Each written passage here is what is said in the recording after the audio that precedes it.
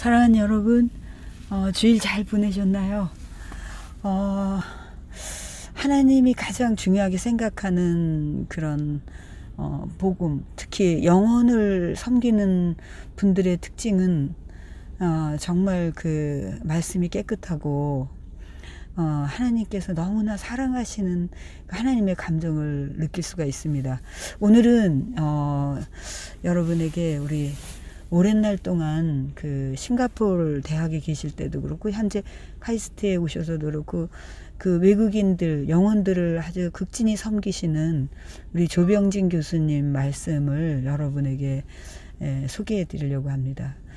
제가 너무 은혜를 받았고 우리 성도들 말로는 목사님 말씀이 너무 맛있어요.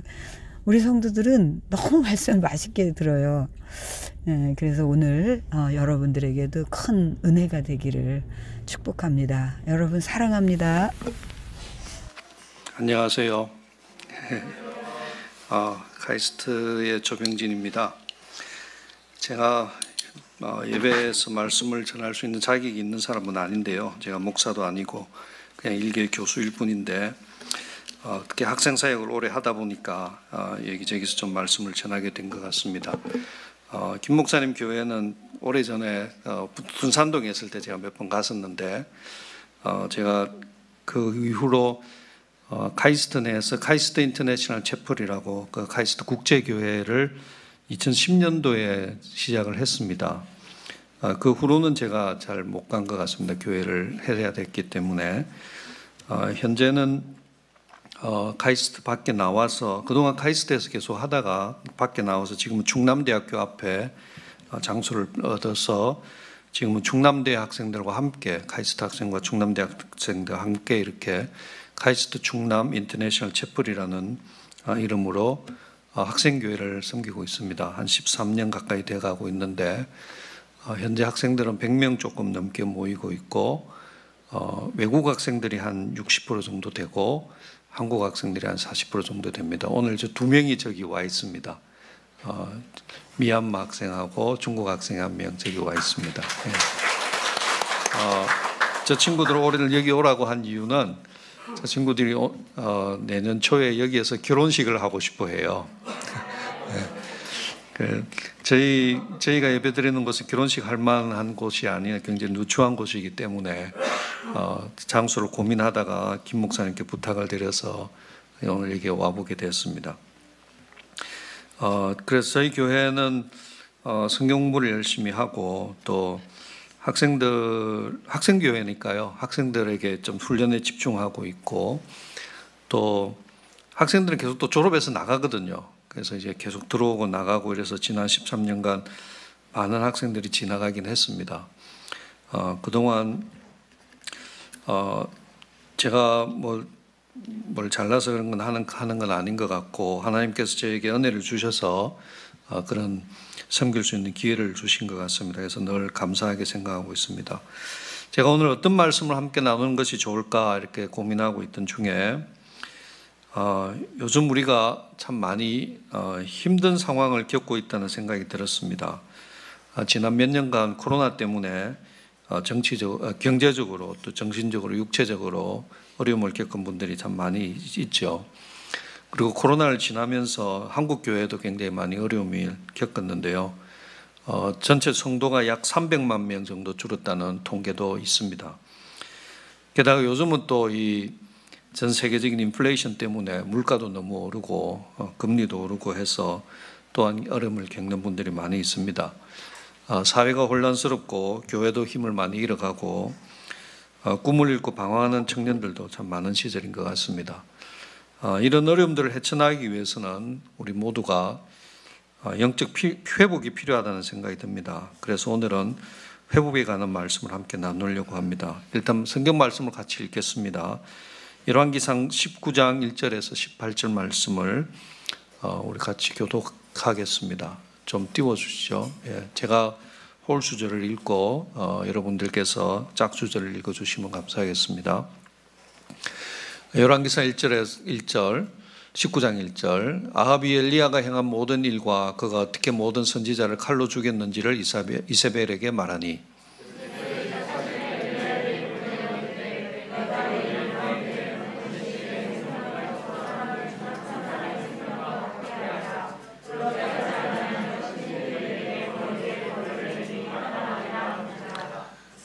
그가 이 형편을 보고 일어나 자기 생명을 위해 도망하여 유다에 속한 브엘세바에 이르러 자기의 사환을 그곳에 머물게 하고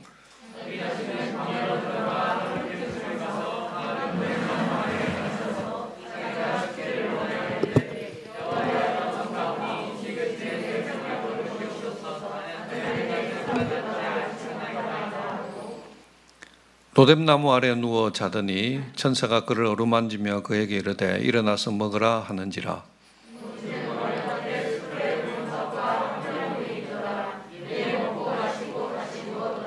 여호와의 천사가 또다시 와서 어루만지며 이르되 일어나 먹으라. 네가 갈 길을 다 가지 못할까 하노라 하는지라.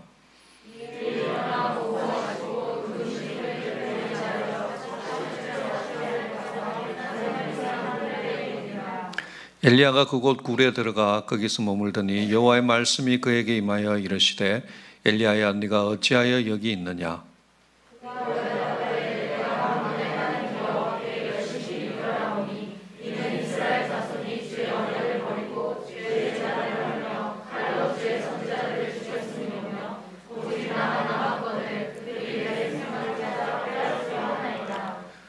여호와께서 이르시되 너는 나가서 여호와 앞에 산에 서라 하시더니 여호와께서 지나가시는데 여호와 앞에 크고 강한 바람이 산을 가르고 바위를 부수나 바람 가운데 여호와께서 계시지 아니하며 바람 후에 지진이 있으나 지진 가운데도 여호와께서 계시지 아니하며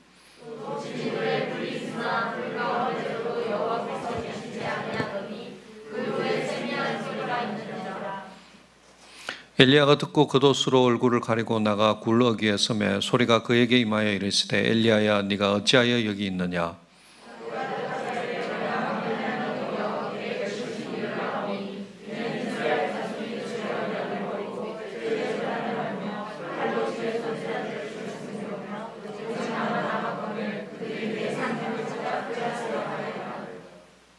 여호와께서 그에게 이르시되 너는 내 길을 돌이켜 광야를 통하여 다메섹에 가서 이르거든 하사엘에게 기름을 부어 아람의 왕이 되게 하고 너는 또 님시의 아들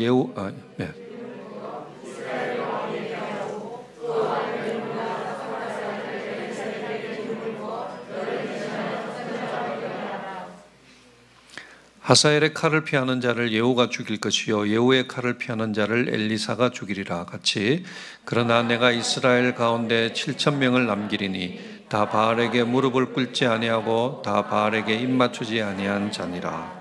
아멘. 우리가 잘 아는 가장 유명한 선지자인 엘리야의 회복에 대해서 함께 살펴보면서 회복에 대한 성경적인 원리를 한번 생각해 보고자 합니다. 선지자라는 직업은 당시 최고의 권력자였던 왕의 죄악과 치부를 드러내는 아주 위험한 직업이었습니다. 또한 타락해버린 제도권의 종교인들, 즉 타락한 제사장들과 목숨을 건 싸움을 해야 하는 그런 험한 일이었습니다. 아무도 하고 싶지 않았던 일, 그러나 해야만 하는 일, 그것이 선지자의 길이었습니다. 그리고 그 일을 가장 용감하고 극적으로 해냈던 사람이 엘리야였습니다. 여러분들이 잘 알고 있는 바와 같이 엘리야와 그의 제자 엘리사 시대에는 기적이 엄청나게 많이 떼거리로 일어납니다. 성경에는 이렇게 기적이 떼거리로 일어나는 특별한 시대가 3번 있었습니다. 한 번은 모세 시대가 그랬고요. 두 번째는 엘리야 엘리사 시대, 그리고 예수님 시대입니다. 그런데 가만히 보면 이 세 시대는 공통점이 있는데 그것은 하나님의 백성이 어떤 큰 변화나 큰 위기를 맞은 때라는 것입니다. 이것은 어려운 시절에 하나님은 자신의 백성들을 절대 고와 같이 내버려 두시는 분이 아니라는 것을 보여주고 있습니다. 어려운 시절일수록 하나님의 사랑과 간섭하심은 더 크게 나타나는 법입니다. 그리고 세상이 어두울수록 하나님의 은혜는 더 커집니다. 그리고 그러한 시절에 어두운 시절에 하나님의 사명을 감당했던 하나님의 사람들은 더 빛이 나는 것입니다. 그래서 엘리야가 가장 위대한 선지자가 된 것이죠. 자, 그럼 엘리야의 시대로 한번 가보겠습니다. 솔로몬 이후에 이스라엘 민족은 북이스라엘과 남유다 이렇게 두 나라로 갈리고 맙니다. 남유다에는 다윗 왕의 혈통이 계속 왕을 이어갔기 때문에 왕조가 바뀌지 않았습니다. 그런데 북이스라엘은 다윗 왕의 혈통이라는 정통성이 없었기 때문에 쿠데타가 자주 일어났죠. 그래서 왕조가 무려 9번이나 바뀌었습니다. 그 왕조 중에 오므리 왕조라는 것이 있는데, 오므리라는 사람이 쿠데타에 성공해가지고 왕이 됨으로써 오므리 왕조가 시작된 것입니다. 그 후에 오므리의 아들 아합이 왕이 되는데, 이 아합 왕의 시대가 북이스라엘의 역사에서 영적으로 가장 어두웠던 시절이고, 그 어두웠던 시절에 나타났던 선지자가 엘리야와 엘리사입니다. 구약시대에는 여호와 신앙의 순수성을 지키기 위해서 구약시대 전 기간에 걸쳐서 일관되게 이스라엘 사람과 이방 여인들 간의 결혼을 금지하였습니다. 아합 왕은 왕으로서 백성들에게 모범을 보여야 함에도 불구하고 시돈 왕의 딸, 시돈 왕 이름이 엣바알인데요. 엣바알의 딸 이세벨을 왕비로 맞이하게 됩니다. 이세벨의 친정아버지 시돈 왕의 이름이 엣바알인데, 이 엣바알이라는 말은 바알신을 섬기는 제사장이라는 뜻입니다. 그 이름 자체가. 당시에 그 시돈은 재정일치 사회였기 때문에 그는 제사장과 왕을 겸임을 하고 있었던 사람입니다. 즉 바알의 제사장이었던 엣바알은 이스라엘의 바알 신앙을 심으려는 목적을 가지고 자기의 딸을 이스라엘 왕에게 의도적으로 시집을 보냈다고 믿어지고 있습니다.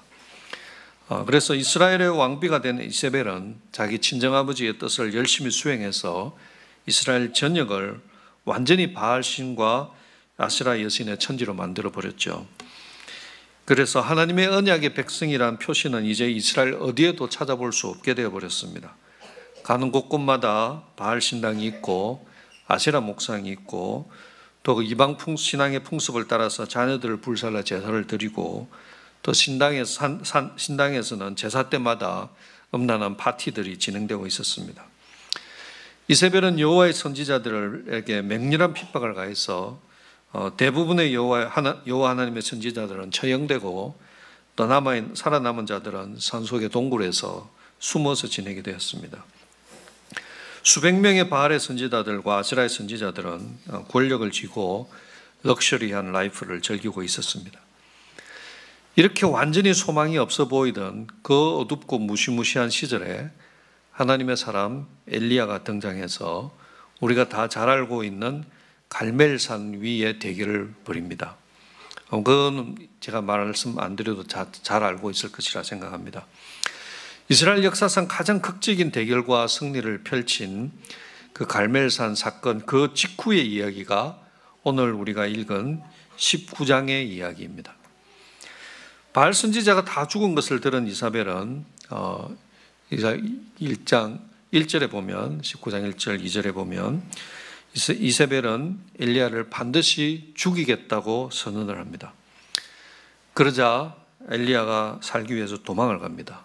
3절에 보면 도망을 가는데, 어디까지 도망을 가냐 하면, 일단 이세벨의 권력이 미치지 않는 대로 가야 될 것 같으니까 북이스라엘 국경을 넘습니다. 넘어서 남유다로 갑니다. 그런데 남유다 중에서도 가장 아래쪽 국경 지방 도시인 브엘세바까지 도망을 갑니다. 그냥 유다만 가도 될 것 같은데 가장 먼 곳까지 도망을 가게 되는데요. 그것을 보면 엘리야가 상당히 많이 쫄았던 것 같습니다. 겁에 상당히 많이 이렇게 질렸던 것 같고요. 불과 하루 전에 바알 선지자 450명을 혼자서 상대했던 그 이적과 능력의 사람의 모습은 온데갈 데 없는 그런 겁쟁이 엘리야가 되어버렸습니다. 참 아이러니한 이야기죠. 이스라엘 백성들이 이 뉴스를 들었다면 그 놀라운 능력의 사람, 하나님의 사람 엘리야가 어떻게 그럴 수 있을까 하는 그런 황당한 반응을 보였을 것입니다. 그렇지만 이런 사실은 우리에게 얼마나 큰 위로가 되는지 모릅니다. 엘리야가 가졌던 능력과 힘도 사실 오직 하나님께로 온 것일 뿐이지 그 사람 자체는 아무것도 아니라는 것을 여실히 보여주고 있는 것입니다. 유다의 가장 남쪽 국경 지방인 브엘세바에 도착한 엘리야는 3절에 보면 자기의 사환을 거기에 머무르게 하고 자신은 혼자서 광야길로 광야로 하루길을 더 갑니다. 아무와도 같이 있고 싶지 않고 그저 혼자만 있고 싶었던 그의 모습에서 우리는 그가 극도의 무력감과 허탈감에 사로잡혀 있었다는 것을 볼 수 있습니다. 우리가 신앙생활을 하다 보면 때로는 많이 지치기도 합니다. 어떤 큰 사건, 스트레스가 큰 사건을 겪고 나면 비록 그 사건의 결말이 좋게 난다 할지라도 그 과정에서 우리의 영적인 힘이 다 소진되어 버려가지고 우리가 무기력에 빠질 수도 있습니다.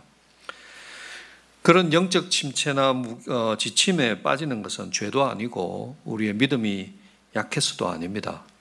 엘리야의 경우에서 보는 것처럼 그것은 그냥 자연스러운 것입니다. 그럴 때는 하나님께 투정을 좀 부려도 괜찮은 것 같습니다. 주님, 제가 너무 힘듭니다. 나 이제 그만하고 싶습니다. 그게 여기서 엘리야가 했던 말이죠. 4절에서 했던 말이죠. 엘리야는 광야에 홀로 들어가서 로뎀 나무 아래에 앉아서 하나님께 죽여달라고 얘기를 합니다. 그런데 잘 생각해 보면 이 말은 앞뒤가 안 맞습니다.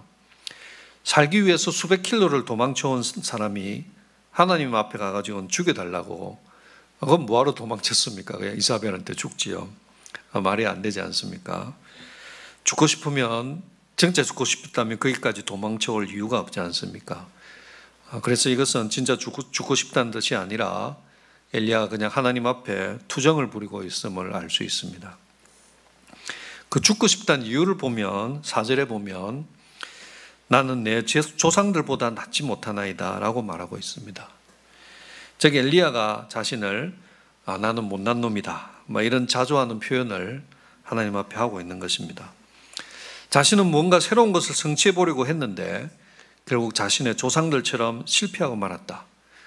그러니 나같이 쓸모없는 사람 살아서 뭐하나, 이런 말을 주절주절 하나님께 하고 있는 것입니다. 그러다가 잠이 들었죠. 그때 천사가 나타나서 먹는 것을 주면서 하나님의 산 호렙으로 갈 것을 종료합니다. 그래서 8절에 보면 그 음식에 힘을 얻어서 엘리야가 40일을 걸어서 호렙산으로 들어갑니다. 호렙산은 모세가 40일 금식 기도를 하면서 10계명을 받았던 장소죠. 그 호렙산을 향하여 40일을 걸어갑니다. 구약에서 40이라는 숫자는 굉장히 중요한 상징적인 의미를 가지고 있습니다. 이스라엘 백성들도 40년간 광야에 방황하고 이랬죠. 한 시대의 40이라는 숫자는 한 시대의 마감이기도 하고 또 새로운 상황의 전개를 암시하기도 합니다. 즉 이 말은 엘리야의 인생에서 한 챕터가 끝나고 또 새로운 챕터가 시작되는 것을 암시하고 있습니다. 엘리야가 호렙산에 도착해서 굴에 들어가서 기도하면서 하나님을 홀로 만납니다. 우리가 때로는 극도로 지치고 또 때로는 무력감에 빠지고 때로는 아무도 만나고 싶지 않은 그런 순간들이 있습니다. 살다 보면 자신이 그렇게 쓸모없어 보이고 지금까지 내가 해온 것들이 무슨 의미가 있나 이런 생각들이 들 때가 있습니다. 살다 보면 그런 때는 반드시 오는 것 같습니다. 그런 엘리야를 하나님께서는 야단치시지 않습니다. 대신에 그를 회복시켜 주십니다. 하나님께서 엘리야를 어떻게 회복시키시는지 이제 함께 보겠습니다. 하나님께서 엘리야에게 질문을 하십니다. 9절에 보면 엘리야야 네가 어찌하여 여기 있느냐. 이것은 영어 성경에 보면 대부분의 영어 성경이 이렇게 번역합니다. What are you doing here? 네가 여기서 뭐하고 있느냐 이렇게 말씀하셨습니다. 하나님께서 엘리야가 거기 왜 있는지 몰라서 물으셨겠습니까? 아니겠죠. 하나님께서 여기 하시는 말씀은 엘리야에게 네가 누구며 무엇을 하는 사람인가, 자신의 아이덴티티, 정체성을 다시 한번 생각해 보라고 하시는 말씀입니다. 네가 어찌하여 여기 있느냐. 우리가 힘들고 어려울 때 우리가 먼저 해야 할 일은 하나님 앞에 나아가서 하나님 앞에서 내가 누구인가를 먼저 생각해 보아야 됩니다. 하나님 앞에 세상에서 정의된 나 자신 말고, 예를 들면 조병진은 카이스트 전자과 교수이며 반도체 연구하는 사람이며 뭐 이렇게 생겼으며 뭐 이런 세상에서의 정체성 아이덴티티 말고 하나님 앞에서 나는 누구인가? 하나님께서 나를 지금 이 직장에 두신 이유가 무엇인가? 하나님께서 나를 왜 여기에 두셨던가? 하나님 앞에서의 나의 사명과 정체성을 곰곰이 생각해 보는 것이 필요합니다. 그래서 하나님께서 엘리야에게 그렇게 먼저 말씀을 하셨던 거죠. 그리고는 엘리야가 그 자신의 정체성을 생각하는 것을 돕기 위해서 하나님께서 친히 영화 같은 장면을 보여주십니다. 그 다음 절에 보면 11절, 12절에 보면 이렇게 되어 있죠. 하나님께서 지나가시는데 산이 갈라지고 바위가 부서지는 엄청난 회오리 바람이 불었습니다. 그런데 그 가운데 하나님께서 계시지 않았습니다. 지진이 막 일어났는데 그 가운데도 하나님께서는 계시지 않았습니다. 그 후에 불이 막 일어났는데 그 불 가운데서도 하나님께서는 계시지 않았습니다. 그런데 그 불 후에 세미한 음성이 있었습니다. 그 음성 가운데서 엘리야는 하나님께서 계신 것을 보게 됩니다. 그 세미한 음성 중에 하나님께서는 엘리야에게 다시 한번 물으십니다. 엘리야야, what are you doing here? 네가 여기서 뭐하고 있느냐? 엘리야는 마침내 이 세미한 음성을 통해서 하나님과 대화를 하고 하나님 앞에서 회복을 시작하게 됩니다. 엘리야는 자신이 어떤 큰 일을 해야 자신이 의미가 있는 사람이라고 생각을 하고 있었던 것 같습니다. 엄청난 스케일의 종교적인 기적을 행해야 자신이 하나님의 종으로서의 존재 의미가 있지, 그런 걸 못하게 되면 살아서 뭐하나, 뭐 이런 생각을 갖고 있었던 것 같습니다. 엘리야의 그런 마음을 잘 알고 계셨던 하나님께서는 회오리 바람과 지진과 불 같은 일반적으로 사람들이 하나님의 현현이라고 믿고 있었던 그 초자연적인 현상이 아무것도 아니라는 것을 보여주고 계십니다. 네가 했던 그 큰 스케일의 기적에 연연하지 말라는 것입니다. 그런 외적인 것보다는 그의 내면에서 조용히 말씀하시는 하나님, 그 말씀 속에 엘리야의 회복의 비결이 있음을 가르쳐주고 있는 것입니다. 그리고 그 세미한 말씀을 통해서 엘리야의 영적 침체를 회복시켜 주시기 위한 세 가지 처방약을 하나님께서 내려주십니다. 첫 번째 처방은 새로운 사명의 발견입니다. 15절에 보면 여호와께서 그에게 이르시되 너는 내 길을 돌이켜 광야를 통하여 다메섹에 가서 이르거든 하사엘에게 기름을 부어 아람 왕이 되게 하고 너는 또 님시의 아들 예후에게 기름을 부어 이스라엘의 왕이 되게 하고 또 아벨 무올라 사바스의 아들 엘리사의 기름을 부어 너를 대신하여 선지자가 되게 하라. 자, 여기서 내 길을 돌이키라는 말은 단순히 왔던 경로를 유턴해서 돌아가라는 말이 아닙니다. 왜냐하면 하나님께서 엘리야에게 가라고 하셨던 길은 광야길을 통하여 다메섹으로 가라 그랬거든요. 그거는 그가 왔던 길이 아닙니다. 하나님께서 이렇게 말씀하시는 것은 즉 실망과 낙담을 안고 왔던 그 길을 새로운 사명과 과제를 받아들고 돌아가게 됨을 뜻하고 있는 것입니다. 우리가 살면서 내 인생에 뭔가 할 일이 남아있다는 의식은 그래서 낙담과 무의미를 극복하게 하는 매우 중요한 요소가 됩니다.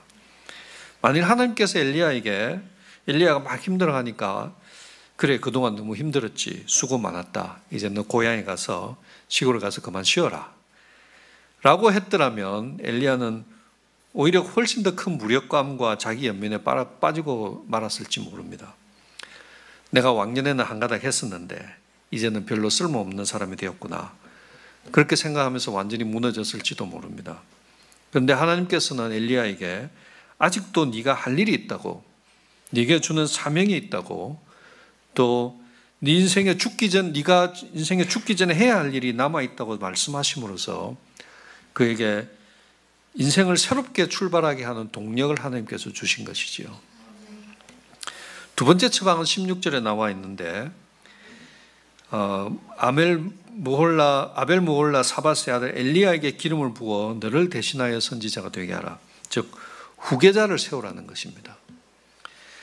다음 세대 사람을 택해서 교육을 시키고 자신이 가지고 있는 영적 자산을 물려주어서 하나님의 일이 계속되게 하라는 것입니다.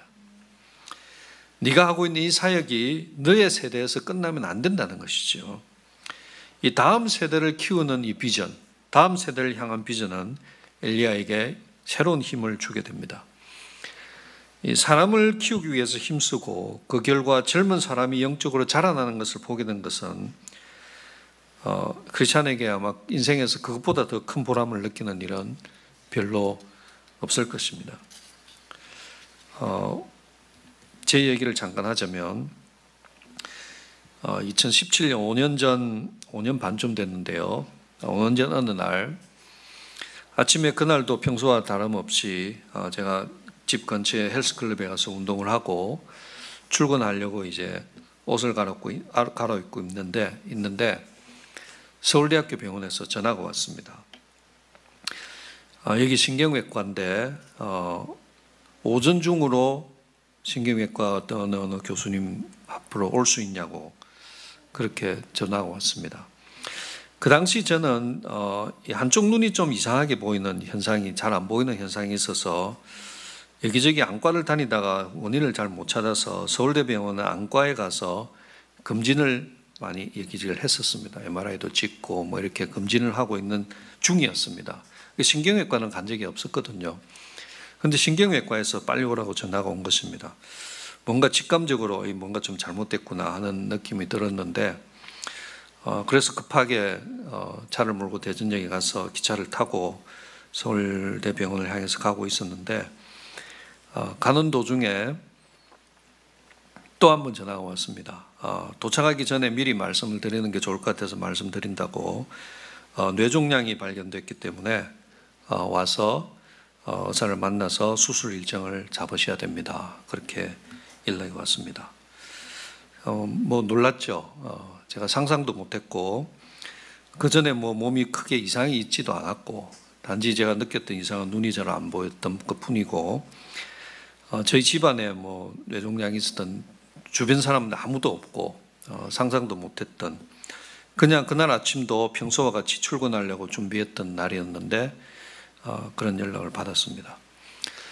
그래서 이제 서울대병원에 그 신경외과 가서 이제 의사와 함께 이제 MRI를 이렇게 결과를 이렇게 보는데 종양의 크기가 7cm나 되더라고요. 직경이 굉장히 커서 그게 이제 자라면서 시신경을 눌러서 눈이 잘 안 보이는 상황이었고 그게 이제 또 너무 커져서 이게 여기서 올라가는 경동맥을 감싸고 있었기 때문에 그 이제 제가다 경동맥을 제거하면 건드리면 이제 그 자리에서 사망할 수도 있고 또 종양이 자라면서 이게 이 두개골 뼈의 아래쪽을 먹어버렸기 때문에 이게 제거하면 또 뇌가 쏟아질 수도 있고 또 이게 시신경과 떡이 되어 있기 때문에 제거하다가 시력을 잃을 수도 있고 뭐 굉장히 이제 위험한 상황이었습니다.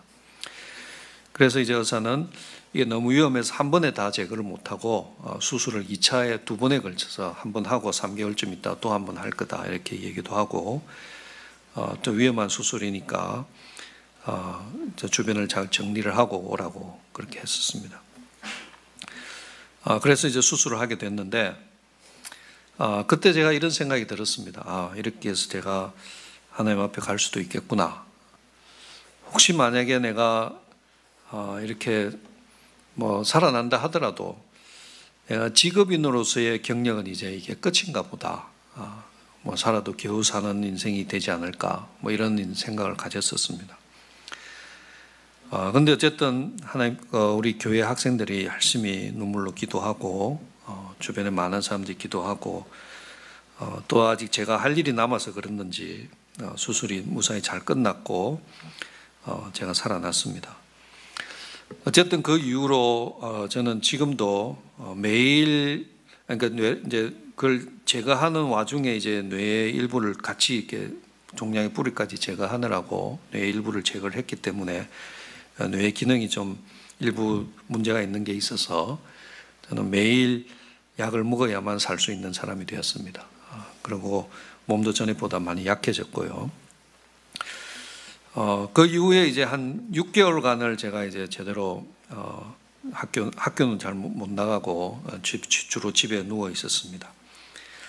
그러면서 이제 제가 생각을 하게 됐는데, 내가 이렇게 다시 이제 살아났고, 뭐 그래도 이제 일상생활을 할 수 있는, 그렇게 힘들지 않은 일상생활을 할 수 있는 상황이 됐습니다. 이 상황에서 그럼 내가 무엇을 할 것인가? 그래서 그때 이제 제가 이런 생각이 들었습니다. 내가 가진 영적 자산을 이 젊은 세대들에게 물려주고 가야 되겠다. 더 늦지 않게, 더 늦기 전에 내가 가진 것을 다 물려주고 가야 되겠다. 이런 생각이 들었습니다.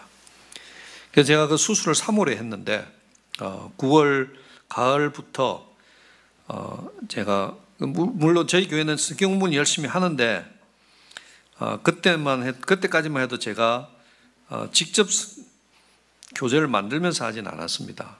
옛날에 싱가포르에 있을 때는 제가 싱가포르 대학에서 근무할 때는 교재를 열심히 만들었었는데 카이스트 와서는 성경 공부 교재를 만들지 않았거든요.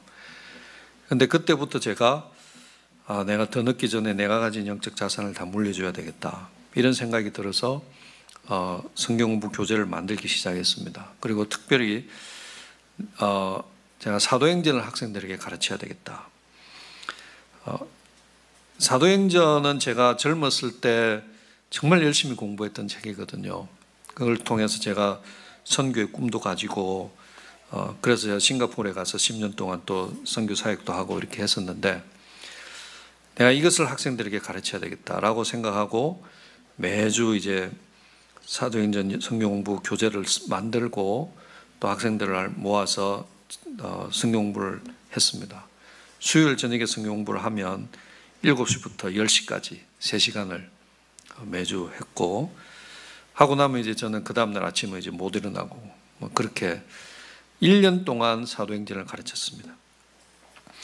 그렇게 1년을 지나면서 제가 서서히 회복이 되어 갔습니다. 그런데 저희 교회 KIC는 그때를 기준으로 굉장히 많이 달라졌습니다. 이 KIC 역사를 보면 사도행전을 배우기 전과 후로 나뉠 만큼 교회가 많이 달라졌습니다. 학생들의 마음이 뜨거워지고 선교의 비전을 가지고 또 성경을 깊이 연구하는 것에 대해서 학생들이 눈을 뜨고 그렇게 됐습니다. 그래서 이제 그 교재를 출판도 하게 됐죠. 그래서 그 교재는 지금 뭐 교보문고나 알라딘이나 뭐 이런 데 들어가서 이렇게 제 이름을 치면 사도행전 성경공부 교재가 지금도 구매할 수 있습니다. 잘 안 팔리더라고요. 요즘 사람들이 성경공부 교재는 잘 안 사기 때문에.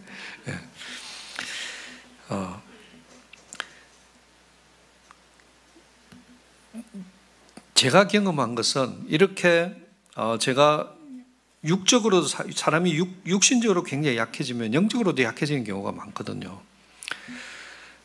근데 제가 이 일을 함으로써 제가 가진 영적 자산을 다음 세대에게 다 물려주고 가야 되겠다라는 이 일을 시작한 것이 저를 영적으로도 회복시켰고 육신적으로도 많이 회복을 시켰습니다.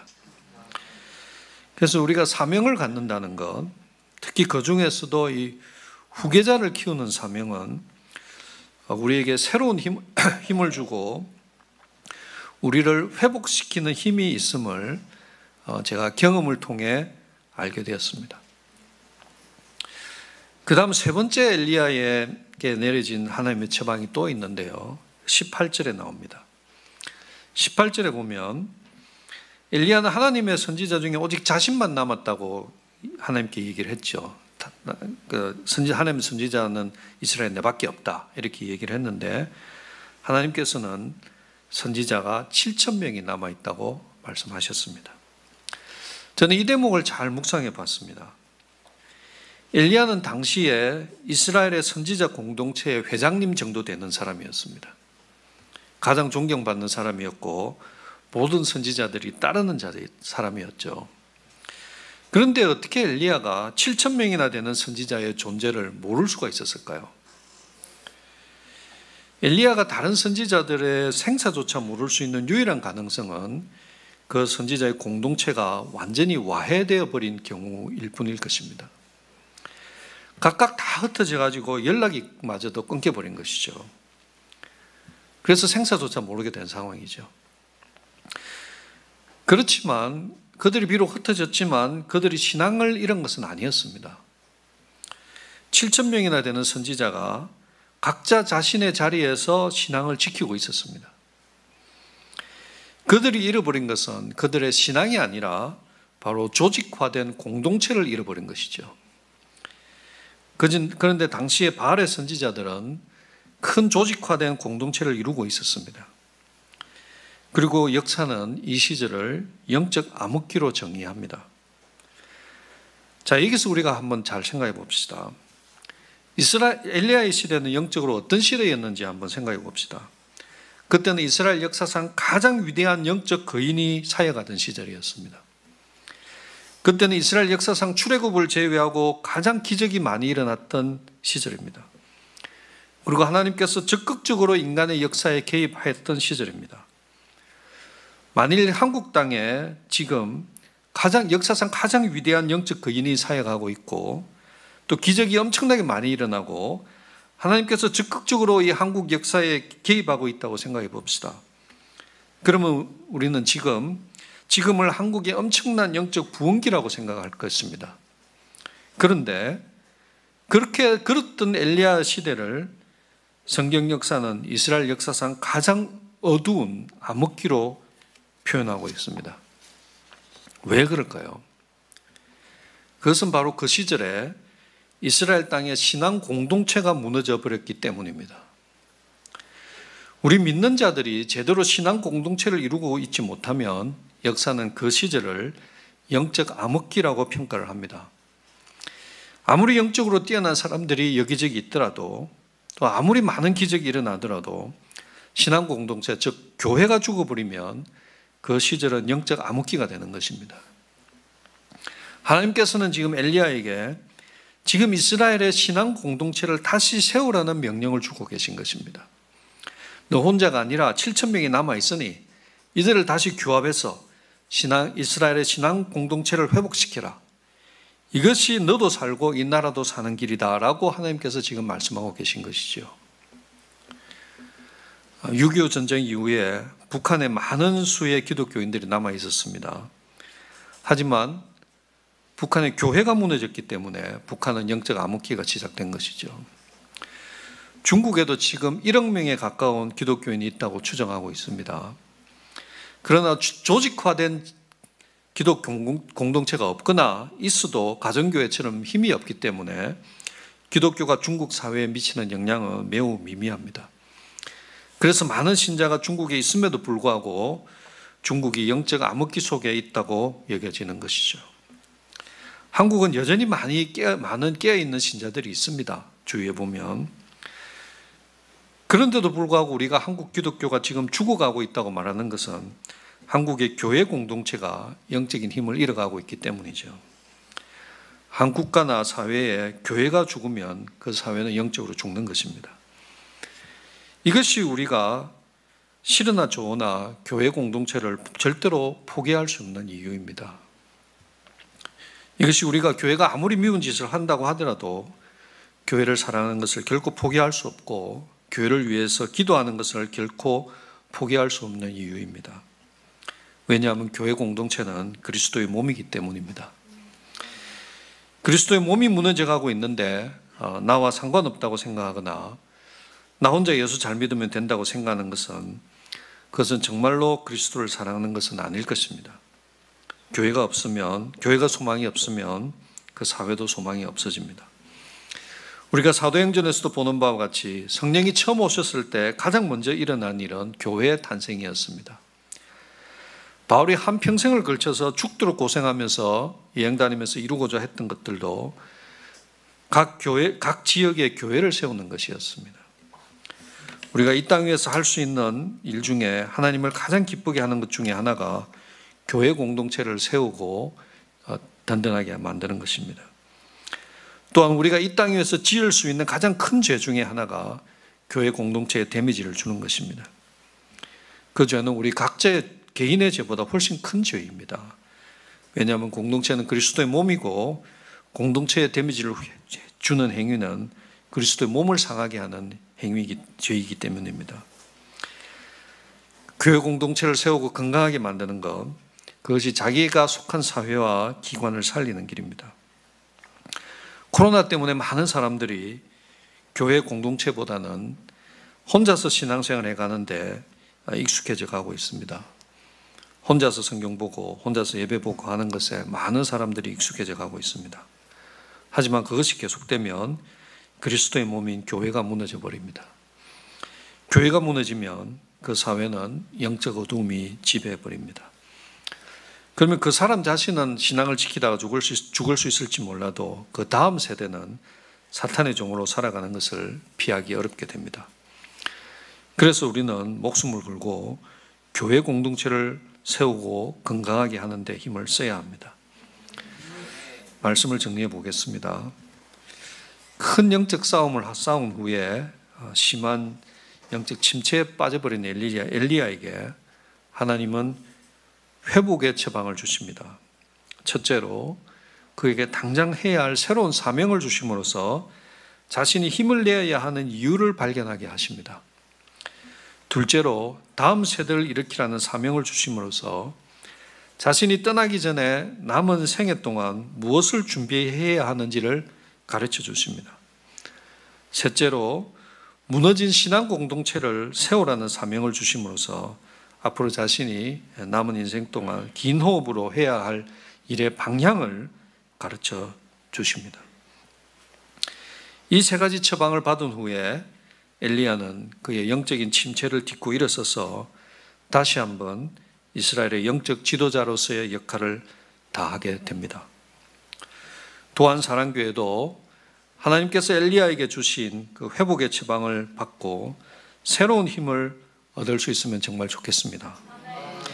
엘리야가 새로운 사명을 받고 회복된 것 같이 이 공동체에 속한 모든 분들이 각자가 새로운 사명을 받고 회복되면 좋겠습니다.